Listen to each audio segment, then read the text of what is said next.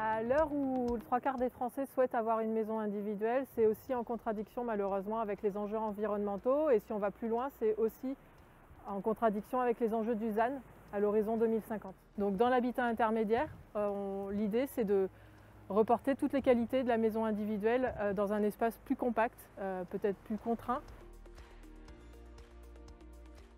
À la fois une maison en bande, une maison accolée, c'est-à-dire accolée par son garage tout simplement, avec du coup ça fait vraiment une maison individuelle.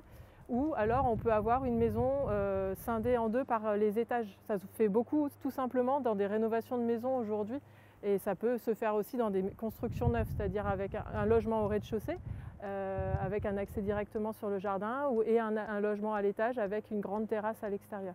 Et ce qui est important, c'est vraiment un accès individualisé aussi, souvent par l'extérieur. Après, ça peut prendre plein de formes architecturales différentes. C'est aussi aller vers plus de qualité dans les espaces communs.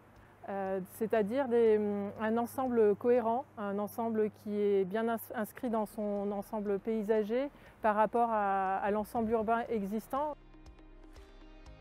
On a un ancien corps de ferme qui est avec une colorimétrie, une couleur assez claire, une toiture à deux pans. Ces qualités, ces caractéristiques architecturales sont reprises dans la volumétrie des maisons qui sont ici individuelles, mais dans les maisons accolées qui sont en arrière-plan aussi, même dans le logement plus compact qui est en arrière-plan.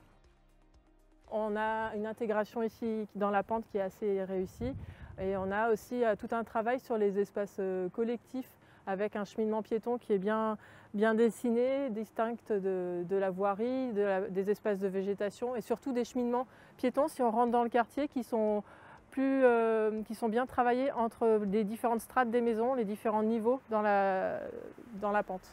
À l'heure du ZAN, ce type de quartier est vraiment intéressant parce qu'il s'intègre dans une dent creuse pour proposer justement un nombre de logements assez finalement élevé par rapport à ce dont on a l'habitude, ce qui permet aussi de consommer moins d'espaces naturels et agricoles en extérieur de la commune.